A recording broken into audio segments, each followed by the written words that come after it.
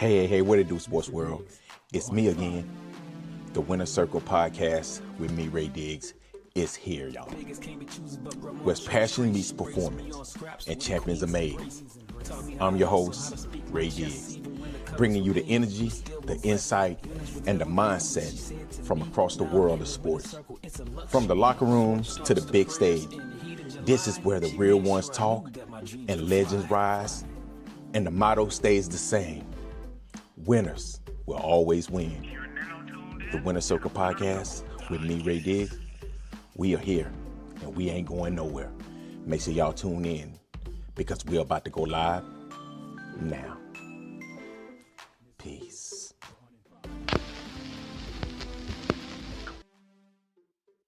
Hey, what it do, world, and welcome to the Winner Circle podcast with me, Ray Diggs, man. I got a hell of a show today. I want to talk about the Karmelo Anthony situation. As y'all know, the young 19-year-old, the teenager from Texas, has been convicted and sentenced to 35 years in a Texas state prison. Man, before I get started, man, make sure y'all hit the like button, the subscribe button, and also the share button. And make sure y'all give me your feedback on what you all think about this segment. But listen, I've been going back and forth with people for days and days now. My stance has stayed the same. From the beginning, I looked at the case, I studied it, I dissected it, and honestly, from the day I first heard about this case, I said that I think he would be convicted and I think he would be sentenced to a lengthy prison sentence. And I stood on that. You know, people sitting here acting like I did not stand on what I said. I said this right here from the start. I said this all this week, and I'm going to say it right here, right now. I did not see self-defense in the defense case. Like when they presented their case, I did not see self-defense. That's just all I'm saying. But today I'm going to go ahead. I'm going to break it down why I think that it was a plethora of things that went wrong in this case. And I think that honestly, if the parents, maybe even Karmelo Anthony, show a little bit of sympathy to the victims, I think that I don't think he would have got 35 years. Also, I feel like at the beginning, you know, the things that happened at the beginning of this trial or at the beginning of this situation, I think if the parents make better decisions, I think that he possibly could have got maybe a manslaughter charge, you know, and like I tell everybody, jurors are humans. So I think that they would have gave him a little bit of leeway, a little bit of sympathy towards him from them if these things would have happened. But listen, we're going to start off, man, with day one, okay? The state's theory has always been the same, y'all. The state said from the start, the prosecutor built their case, let me get this right, built their case off a simple argument. Karmelo Anthony intentionally caused a death of Austin Metcalf, and it was not legally justified. A push did not legally justify him stabbing him. That's been the prosecutor's state case from the beginning. They focused heavily on eyewitnesses' testimony, physical evidence, and a timeline leading up to the stabbing. One thing that became clear early was that the prosecutors wanted the jurors to focus on what happened in the moment before the stabbing and whether Karmelo Anthony reasonably believed deadly force was necessary. That was the prosecution. They came out swinging. The prosecutors came out, and I think that the prosecutor gave a hell of a story on what he feel like happened. You know, just leading up to the stabbing. Karmelo Anthony, you know, it's raining outside. He come over there, set up under the tent, and pretty much, you know, gave him, you know, he wanted to be dry, I guess, you know. I mean, some of the people said that it wasn't raining hard. Some of the people said it was drizzling, but he wanted to come over there and get up under their tent. One of the friends that actually got on the witness stand, he, you know, I'm guessing that he called Karmelo over. Karmelo comes over. They talk for a second, and I'm guessing that, you know, he thinking Karmelo is going to leave, but Karmelo never leaves. So the coach said, the Metcalf family said that that the coach sent the message out to Austin and said he need to take on more of a leadership role. So I can get his mindset when he approached Karmelo, you know. I mean, when you're at a track meet, y'all, think about this. I ran track. When you're at a track meet, you have a tent. It's always somebody sitting there watching y'all stuff because people come, they steal cell phones, they steal wallets. That's what they do at track meets. Sometimes track meets, they steal your stuff. So I can understand why Austin Metcalf was kind of, you know, on edge, you know, why he went over and pretty much told him that he had to get from up under their tent. And like I said, they had so many, the defense, I mean, the prosecutors put 19 of the 21 witnesses on the stand. They had 35. I think that the prosecutors already knew that they had it pretty much, kind of locked in after they put the 21 on there. They didn't even need the other 14. But the other 14, I think that went there, put the icing on the cake, which I think the prosecutor pretty much know. You got 19 of the 21 telling the exact same story. Now, the mom was on TV today, and she said that most of the statements was not consistent with what they said on the stand. Listen, I read the statements, and it was consistent with what they said on the stand. They said that Karmelo came over, and Austin approached him. Karmelo, they was going back and forth. They didn't really say that Austin pushed Karmelo. They just said he kind of nudged him a little bit. And then Karmelo, and Karmelo even said, they said that the statements, most of the people even said that Karmelo told him, if you put your hands on me, touch me and see what happens, in some sense of that way. So that what kind of threw me for a loop when it came to self-defense. You're inviting him to touch you. I think that if Karmelo don't say nothing and he just let him touch him and maybe he stab him then, maybe he got more of a self-defense case, but you inviting him to stab you. I think that self-defense case pretty much went out the window with that right there. So that was another thing that was that I did not like. And the defense attempted to challenge inconsistencies and argue that Karmelo feared for his safety. But many observers believe the prosecution witnesses remain largely consistent throughout the trial. Same thing I said when the mother was talking today. I said, man, the prosecutors, I feel like the witnesses, they were pretty firm. If it was maybe one or two that was a little inconsistent. But if you have 19 of the 21 that's telling you the exact same story, I think that's pretty consistent. That's in my book. And like I said, the defense came out, and I'm going to be honest with you. When the defense came out and they only called up 3 witnesses, I was worried then. His defense team, I do not think was ready. I do not think they was prepared at all. I think that you had a whole year to get this thing down. Why in the hell would the defense, the young man that was supposedly Karmelo Anthony's friend, the defense witness, the defense questioned him, and it didn't go like they thought it was gonna go. They asked him, who do you think was the aggressor? And he said he felt like Karmelo was the aggressor. So that kind of backfired on them. That was another thing. I feel like the defense, they didn't even call enough witnesses then. The witnesses that they called, they kind of called like a coach, and the coach was just like explaining, how he seen Karmelo. Karmelo ran to him and he was pretty much, distorted and crying, and he felt, that he was remorseful, but that's all he pretty much said. And then he pretty much called another person up that was pretty much, I can't even remember what he said. That's just tell you everything you should know. So he pretty much didn't bring nobody up there that could pretty much say, do you think that Karmelo tried to do this? I don't think he did. Do you think that this right here could have been a self-defense case? Yeah, I think it could have been a self-defense case. I think that maybe he was scared in the moment. You got 2 big white boys standing over you. Maybe he was scared in the moment. He did not get none of that. Like, the defense, I think, was unprepared from the start. And then when they called it, when the prosecution rests, the defense came. The defense, like I said, they put their people up there. And even in closing arguments, man, I think that the closing argument was trash. I don't think they did a good job. I think that the prosecutors did a pretty good job in painting out the picture that they had already painted out. But then when I looked at the defense, I'm just like, man, it's like they was unprepared. It's like they did not go over this case for 1 whole year. Maybe they rushed the trial. Maybe they should have pushed the trial back another 6 months.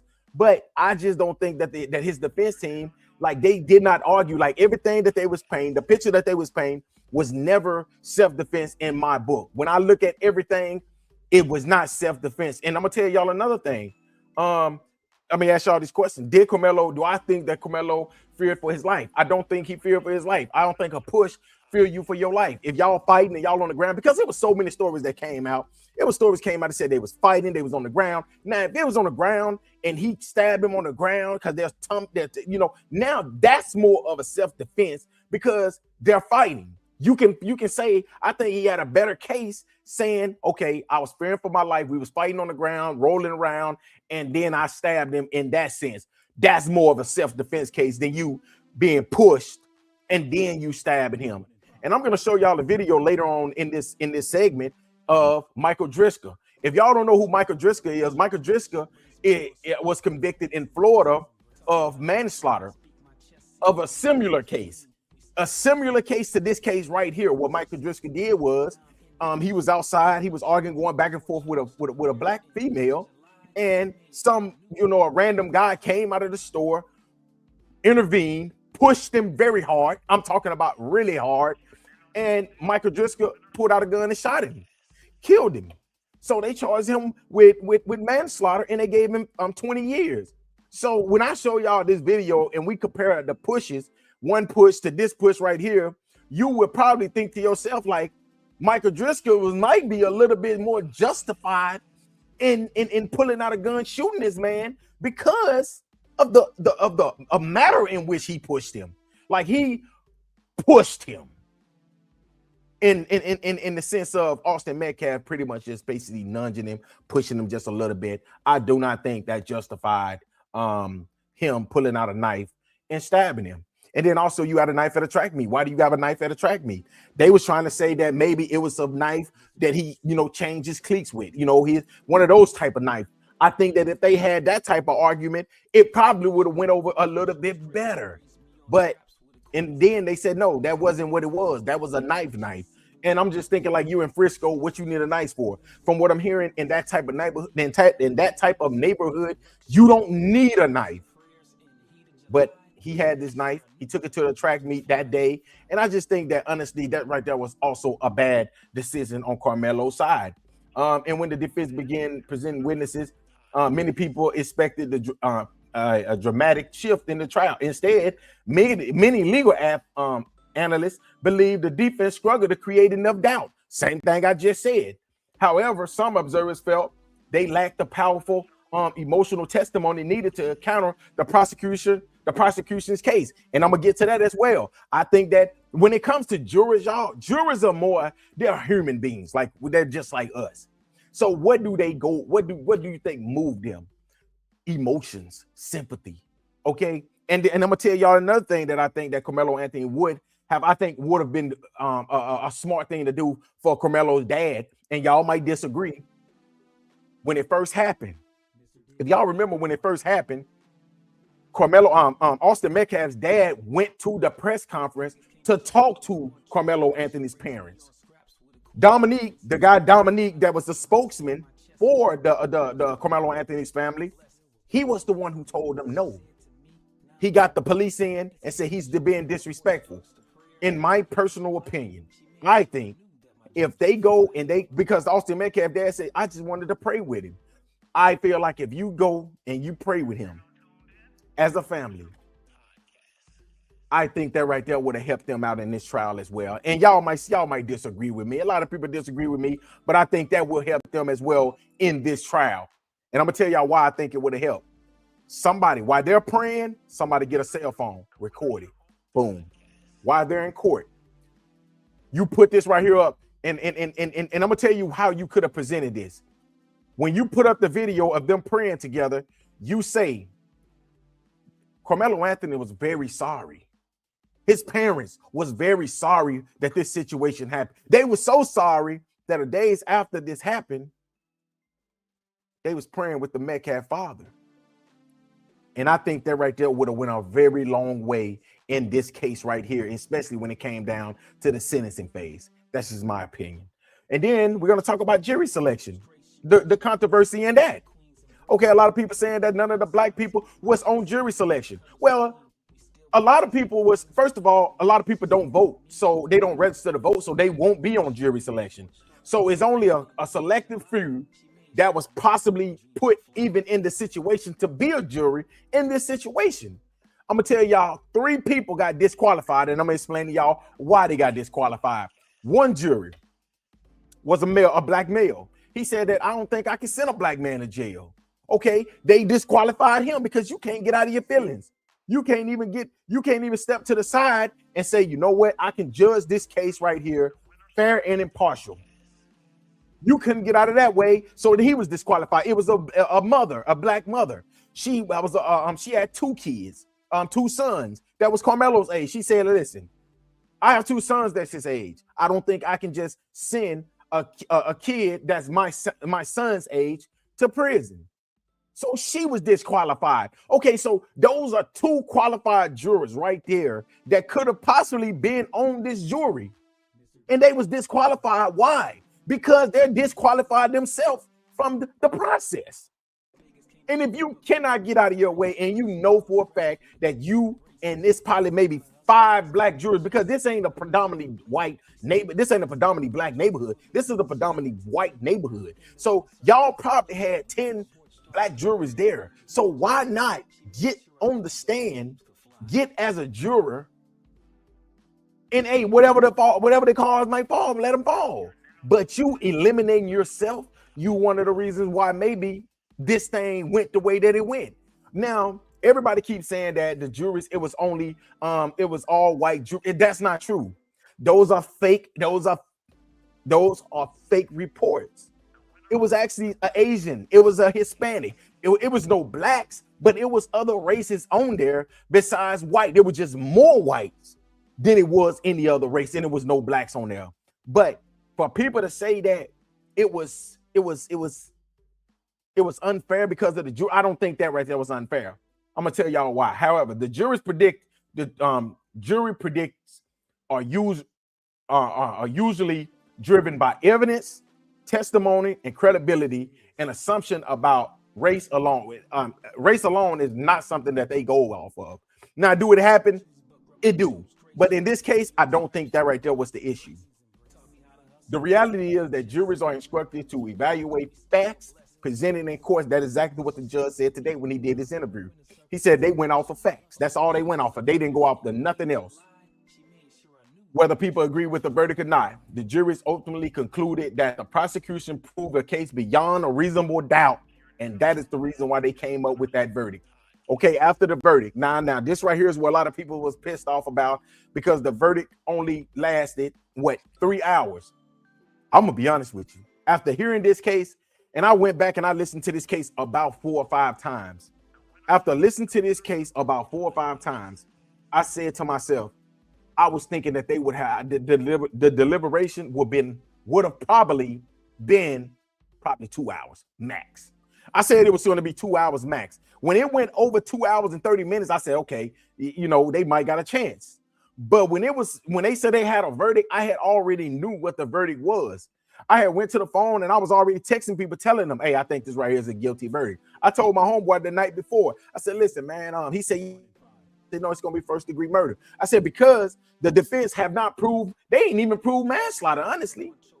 And in my personal opinion, I think they should have went for manslaughter. I think they should have went for a manslaughter charge, tried to get a manslaughter instead of, or even a second degree murder. Like, because Karmelo never said he didn't do it.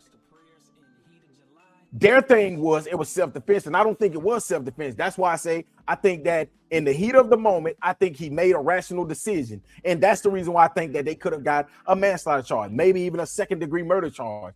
But no, they put all their cards on the table and said, nope, we're not taking nothing, or even go to the prosecution and see, can y'all come up with a deal maybe? It was a lot of things that could have happened in this case that did not happen. And like I said, after the deliberation, the jury came back with a guilty verdict. The supporters for Karmelo Anthony, they was devastated. Okay, the supporters for the victim family, they was pretty much that, okay, we cool because justice has been served.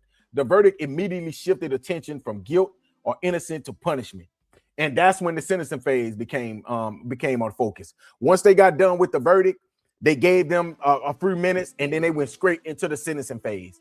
Now, when the sentencing phase, I was a little bit shocked when it came down to the sentencing phase. I was a little bit shocked that, and a lot of people keep saying that the judge was crooked. The judge is this. Man, let me tell y'all something. I listened to that judge interview today. I think that judge was fair, and you can tell he was kind of fair because he was the one that wanted to put manslaughter on the table. He was the one who told the jurors to decide to also include manslaughter into it. And not only did he did that, he did a passion of it was like the passion of something. It was like a passion of something, but he put that in. because he's saying that if you get the passion, I forgot what it was. I need to do more research on that, but it was something passion. And he said if you can get that, he would have been sentenced to 2 to 20 years. So the judge, I feel like, was putting things in place, but I think that the jury just had overwhelming evidence onto I cannot let him get away with this. I think that it was unanimous, and that's my opinion. And also when it came down to the sentencing phase, I feel like Karmelo Anthony, they did not have the support. Why didn't they put more people on there? Why didn't they put educators on there? Why didn't they put extra family members up there? Why didn't they put coaches?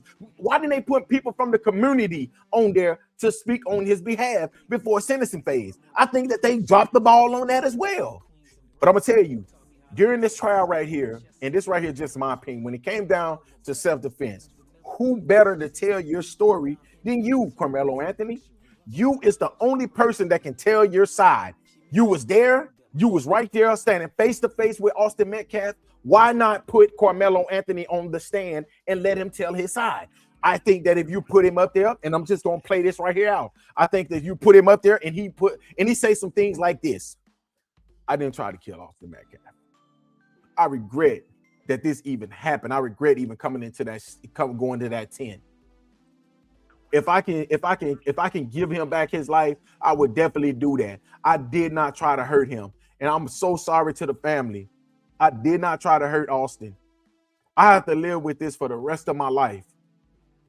I would never be able to be a regular person. Just knowing what I did, how I ruined this family.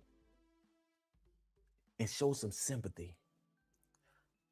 I'm willing to bet y'all any kind of money that the jury would have probably felt that sympathy. Like, you know what? He's showing emotions. But by him not even getting on the stand, I think his defense team hurt him with that one. What y'all think? I think that his defense team hurt him with that, man. A lot of y'all keep telling me, no, man, if they would have put him on there, they would have destroyed him on there. The prosecutors would have destroyed him on there. I'm going to tell y'all another case that I feel like when they put the person on the stand, she did a hell of a job, was Alicia Andrews. Alicia Andrews was going to get a life sentence. Alicia Andrews was getting ready to be charged with murder. She was going to be charged, y'all. But her defense team, the writing was on the wall. They went home that night, and I'm pretty sure that her lawyer told her, Alicia, you're gonna have to get on the stand. Why? Listen, this is our last chance right here.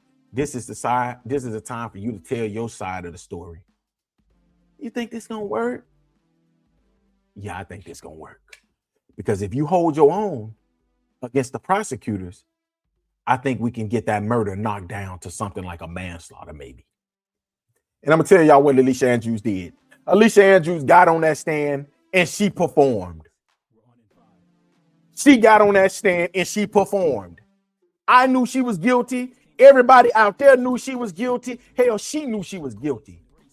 But when she got on that stand and she did so damn good, when it came down, them prosecutors were asking those questions, that what ultimately decided her fate. That is when they gave her that manslaughter charge and they sentenced her to 15 years in prison. But by not putting Karmelo Anthony on that stand, how are we gonna know it's self-defense? Why not put him on there and let him sell his side? Listen, I fear for my life. I'm only 110 pounds. Austin Metcalf is 225 pounds. And I just feel like I had to do what I had to do. I didn't want to do it. And maybe, if I stab him in the arm, maybe, or maybe just swing it, and maybe get him off me. But that is what happened. And I think that honestly, that's enough right there to probably sway them. Okay, we're hearing from him. But for you not to hear from him at all, that's kind of weird, man. Like, I don't know. It's just kind of weird. And then we're going to go through the appeal process. So the following conviction, Karmelo Anthony's, they have already moved forward to the appeal process. However, many people misunderstand appeals. Y'all need to understand the appeal process, okay? The appeal is not a new trial. The defense cannot simply argue that the jury got it wrong. They can't. Instead, the attorneys must identify legal errors Maybe like no blacks being on there, which I don't think that's gonna work either. That's just my opinion. I don't think it's gonna work with that right there. Maybe, but it could work. Legal areas that may have affected the outcome. What era do y'all think actually affected this outcome? Besides, I know most of y'all gonna say it wasn't no black jurors on there. Okay, by all means, cool. Put that out there. Okay, what about paperwork? Maybe I ain't heard nothing about that, but they're gonna put forward some things that they feel like was errors in this case. Texas is known for having a very difficult appeal process in serious felony cases. Did y'all not know that Texas have a 10%? You have a 10% chance to get a appeal in Texas. Did y'all know that Texas appeal process lasts from anywhere between 5 years, sometimes 5 to 17 years? I've seen some cases where it was lasting 17 years before the person get their appeal process into court. So in this situation, y'all think that, I seen people posting on there that he's going to be home by Christmas. Listen, y'all can sit there and have that pipe dream if you want to, but you got to be realistic. That appeal process is not going to be easy, and it's not going to be a quick process. You want to know why? Because it's so many other people that have their appeal process in right now. His is just a part of that stack that's going to go up to the court, to the higher courts, and they're going to look at it one day. You know how you are. I'm in the military, so you know how it is when you give your commanders and all them paperwork, your leave form, and you wonder where your leave form is at, and it's still sitting on their desk 3 weeks later. That's the way this process right here is going to work. Okay, for an appeal to be successful, the defense genuinely need to show that significant, that's the key word, significant legal mistakes occurred during the proceeding. That is often very high bar to clear. That's right there what I'm saying about the appeal process. The appeal process ain't nothing to play with. Appeal process is a very long, dragged out process. But like I said before, man, but I'm gonna tell y'all about the Michael Driscoll comparison to Karmelo Anthony case. But I'm gonna show y'all this video. Hey man, thank y'all again, man. Make sure y'all hit the like, subscribe button. And I'm gonna show y'all this video of Michael Driscoll. Now, the Michael Driscoll case.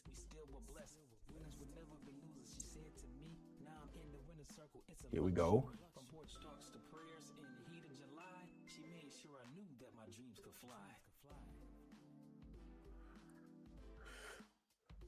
All right, let's go back. All right, this right here is the Michael Driscoll camera footage from that day when Michael Driscoll, he caught his manslaughter charge, in which a lot of people feel like he had a better case than Karmelo Anthony did. Let's be real. But he's sitting there talking to a black lady. Now you see this black man comes out, and look what he does. Now think about that push right there. Think about that push right there, y'all. That push right there was way harder than the Karmelo Anthony push. Let's just go back. Let's look at this one more time. This push right here was way harder than that Karmelo Anthony push. And then after he pushed him, y'all can see him pulling out, Michael Driscoll pulling out the gun, shooting him 2 or 3 times. And then the guy's going to run back in the store, in which he eventually died. But this right here was a manslaughter case. But think about this. Karmelo Anthony was sitting up under their tent. And then Austin Metcalf came over and nudged him, pushed him, whatever you want. Think about this. These are 2 people that don't even know each other right here. Okay? This man is sitting here arguing with a lady in the parking lot. Black man comes out of the store, pushed the hell out of him. He shoot him. And he did not get away with this. Now look at this. Didn't say nothing to him. Just walked up, boom. Now look at him. Now you're going to tell me that this right here ain't more. I look at this right here. I said, shit, I ain't gonna even lie. I probably would have did the exact same thing that Michael Driscoll did. I probably would have pulled out me a gun if I had one, and I would have been in court just like Michael Driscoll was. But he pulled out his gun after he pushed him down, pulled out his gun. You can see him pull out a gun. He shoots him, bah, shot him in the chest, shoot him again, and then he takes off running. But what I'm saying is that's more of a self-defense than I feel than the Karmelo Anthony situation. Okay? That's all I'm saying. When you look at that video, you're not going to tell me that you as a person, you would have allowed somebody to push you like that. It ain't no way you're going to tell me that. Hell, I probably would have pulled out a gun or pull out a knife or something, but me and him would have been fighting or something if you push me the way he pushed him. And like I said before, man, and I'm going to ask y'all this question. Why did they not pursue a manslaughter strategy? Okay, another question many people have asked is whether the defense should have spent more time pursuing a lesser included offense such as manslaughter. Y'all keep saying, well, why they didn't charge him with manslaughter? Well, why the defense did not put up a manslaughter strategy? I think that was another drop ball by the defense. Once it become apparent that a complete acquittal might be difficult, some defense attorney might have considered shifting focus towards reducing criminal liability rather than relying almost entirely on self-defense. And y'all see what I'm saying. Why not go and try to get a manslaughter charge? No, his attorney was sure as fact. He was pretty much sure on getting an acquittal of that first-degree murder. And the prosecution just standing over there laughing like, we waiting on y'all to come talk to us. And they never came. Okay? And still, looking back, many people will wonder whether a more aggressive push towards a lesser conviction could have changed the outcome. I still say that if you go for manslaughter, that I think it would have been better than you sitting there fighting that first-degree murder charge. I think that if you push the murder charge, you already said that he did it. The defense said that Karmelo we're not saying that Karmelo Anthony didn't do it, but he was protecting himself. I think that if you go with heat of the moment, maybe you can possibly beat it. That's my opinion. Okay. And I got a lot of opinions. Okay. And like I said before at the beginning, the parents and the public sympathy. The first thing that Karmelo Anthony, and I'm gonna tell y'all what I get this stuff from. I got this stuff right here from the young lady that killed the guys in the car that when she was going 100 miles per hour. This is what the judge told her mom. You've been talking about nobody but yourself. You've been talking about nobody but your mom, but nobody but your daughter. Not once have you said anything about the victims. I think that if the mom, and this is what I say, when it came to sympathy, I think that if the mom get up there, maybe the dad get up there, bring a pastor in, bring an uncle in. Hell, if Julio killers can bring in people from prison to speak on their behalf, it ain't no way that Karmelo Anthony should have got up there and have nobody to speak on his behalf. Nobody but his mom. And his mom get up there and say, I love my son. I just need y'all to have sympathy on him. This is what I would have said. Y'all know, man. See, that's why people hate me, because I outthink them. They not smarter than me, and I do this. I can do this right here. This is what I would have said. I would have got up there and I would have been like, I just want to say I apologize to the Metcalf family for all, for everything that has went on. I just want to tell you all, we cannot bring back your son, Austin. I will say his name, Austin Metcalf.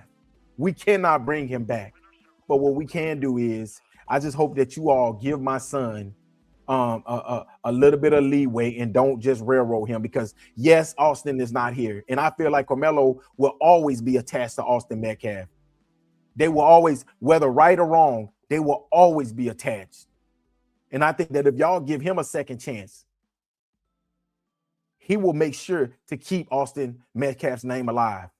Because at the end of the day, he did not know that the decision that he was getting ready to make that day would be a fatal decision. So to the Metcalf family, we just want to say we apologize. We are sorry. And to juries, I just want to say, can y'all just give my son a second chance?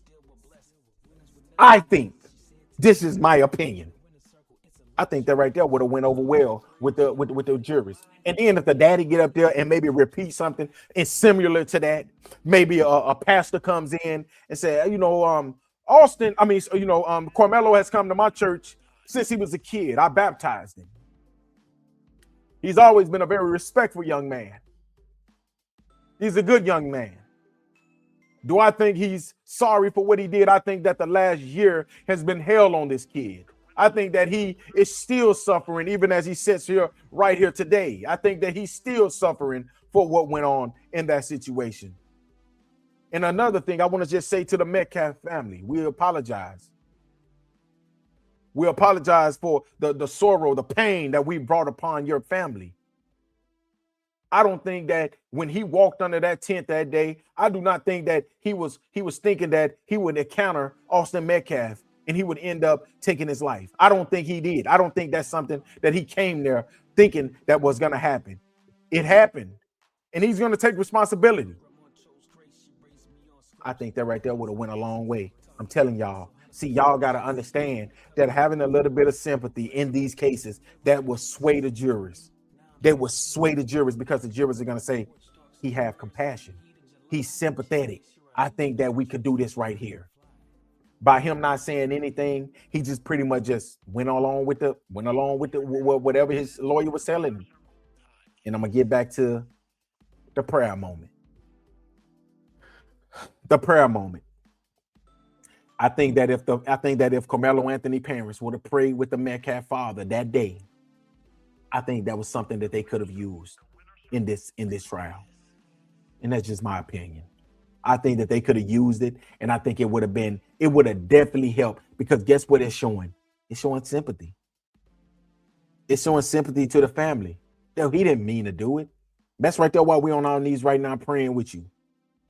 Because you lost a father, you lost a son, and guess what? We're about to lose our son for a lengthy time. But we just want to tell you that we are sorry as a family.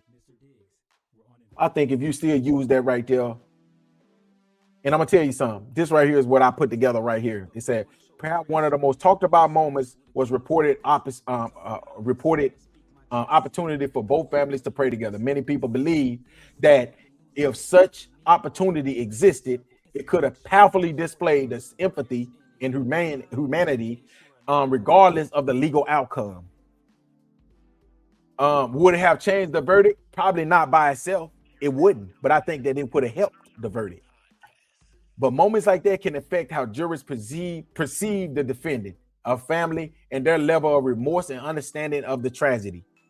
Jurors often pay attention to everything in the courtroom, not just the testimony, but behavior, demeanor. Okay, so people can sit here and run their mouth like they know what they're talking about, but everything that I've said is things that could have helped him.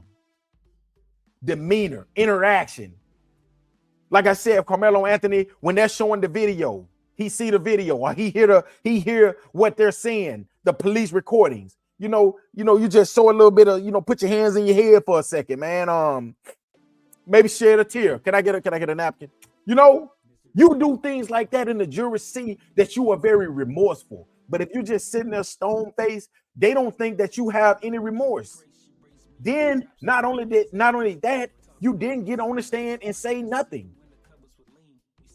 And in the end, that's the reason why I think that what happened. And like I said, the public act of compassion between two grieving families could have resented with some jurors during both the guilt and the sentencing phase. That's just what I think, man. All right, the final question is this.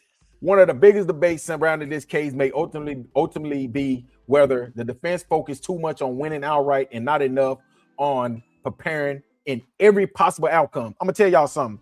Do y'all know Rick Chow? I was sitting there listening to Rick Chow's attorney, and I'm gonna tell you one thing I noticed about this young black man is he made sure that every angle that the prosecution was gonna come with, he had a leeway. He knew everything that the prosecution was gonna do. He had a way where he can swing it from the prosecution back to the defense. And I think that honestly, in the end, I think Karmelo Anthony's lawyers did not put together a good case. And yes, I want to just say this right here before I get ready to go. I put out some wrong information. I said that it was a public defender. I was just being funny. I don't know what it was, but when I did my research, which I research everything normally, but I did research, and it was they said that the lawyer was one of the best lawyers in that city. So in the end, I don't think it was the lawyer. I just think that, do I think they wasn't prepared? I don't think they was prepared as they could have been. But we made this thing about race from the beginning. It was never about race. Y'all made it about race. It was always about Austin Metcalf losing his life. That was it was always about. But see, a lot of people had agendas. Let's push this agenda. Like the man standing outside the courtroom. He said that he talked to a teacher that was at ISD and said that he saw the tape. Oh, the tape said the tape showed Karmelo Anthony being surrounded, and then after the stabbing, people were chasing him. I think that if that tape existed, that's just my opinion. I think that if that tape existed, somehow the defense would have got their hands on it. And just to say that was probably what they would have said from the beginning. That never came up in this case. Never ever came up in this case. So I think that a lot of people out here have agendas. They're putting out fake information. They're putting out fake narratives about everything that happened in this case. Also, we're going to talk about, before I get off here, I want to talk about the judge. Now, people are putting out false narratives with the judge again. They're saying that the judge and the prosecutor and Austin Metcalf's dad is friends. Man, listen, those people don't know each other, man. Like, they just don't know each other at all. You know, but that's what we do, man. We do this right here because we want to make sure that we're making sure that we keep racism going. Because it's always racism when it comes to us. You know, a lot of people don't really think about racism. We always think about racism. But in this case right here, I think this case was driven by racism from both sides. Everybody had an agenda. But do I think that that man was standing in line and he heard somebody talking and say that, oh, I seen the video. The video say that they surrounded Karmelo. I don't think that video existed. Same thing with the picture that's going around of the judge with Karmelo, with Austin Metcalf's father, the prosecutor, and the lawyer. I don't think that picture existed either. Do I think the judge know Austin Metcalf's father? I don't think he knew him at all. Because I listened to his interview today. He said if the man walked up on me and slapped me, I wouldn't even know who he was. He didn't say it in that sense, but that's what I got from it. I don't think he knew him at all. Now, do the prosecutor, the judge, and maybe the lawyer know each other? Of course, they probably know each other. They're from the same area. Now, are they out drinking, getting drunk together? Maybe not. But we don't know that. But because y'all out here creating all these fake AI pictures and y'all are just putting people's lives in danger, just like Little Rock Hood News post something that said that, oh, Karmelo Anthony has landed at a prison that's a guy that's last name Metcalf. Oh, that's somebody that's related to the Metcalfs without no research. He don't have no research. He did absolutely no research to come up with that. And that's the problem right there. That's the problem we got. Same thing I say with Charleston White. Charleston White, they have agendas. Little Rock Hood News, they have agendas. All of these people have agendas. They want to stay in the algorithm.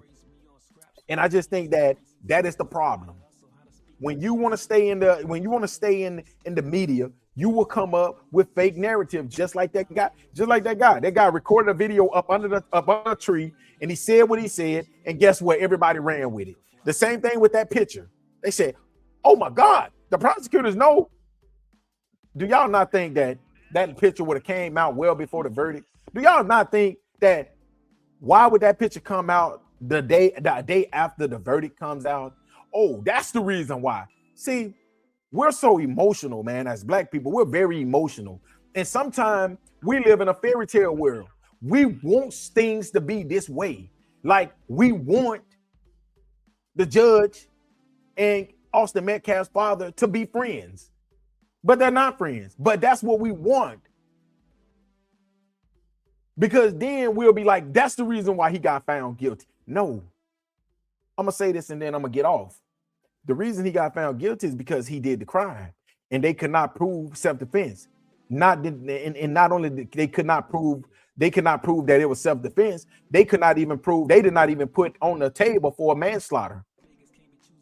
And the prosecutors did a hell of a job in bringing everybody they brought, and that's the reason why he was found guilty. Do I think he will get an appeal? I hope he do. I wish that he can get an appeal, maybe get a lesser sentence, because he was sentenced to 35 years. He have to do 17 of that. I wish that he can get an appeal and maybe, be able to live his life in his 20s or maybe early 30s. But going to prison when you're 19 years old, that got to be hard. That got to be difficult. Going to prison 19 and getting out when you're 37, that got to be one of the hardest things in the world. And that is what he's getting ready to go through. So I'm going to continue to pray for him, because not only do I not have a problem with him, a lot of people said here and they be like, oh, I had one of my ex-teachers, right? One of the teachers that used to be my teachers, bro. She called me a white mouth mirror because I don't agree with what she's saying. No, I'm not going to agree with you if you do absolutely no research. No. I'm not going to agree with people that sit there and just post shit because they got the right, because they can just send something and post it, repost it on their Facebook page. No.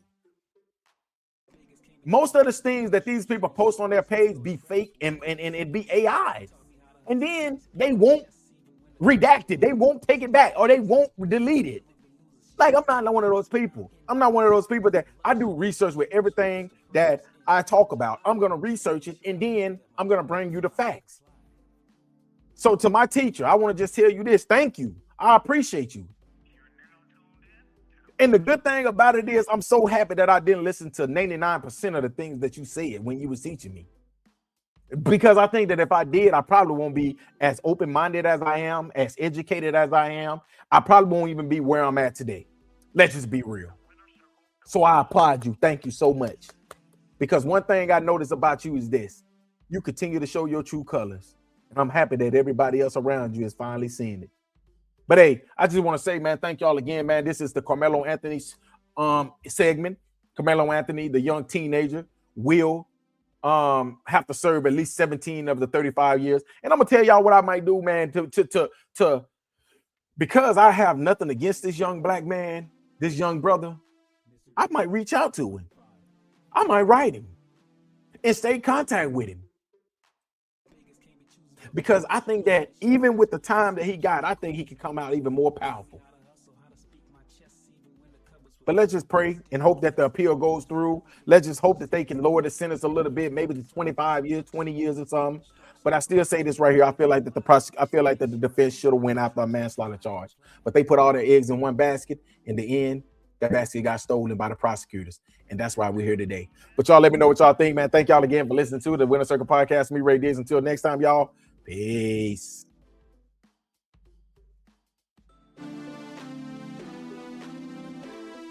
Mr. Diggs, we're on in 5. Vegas can't be choosers, but grandma chose Trace. She raised me on scraps.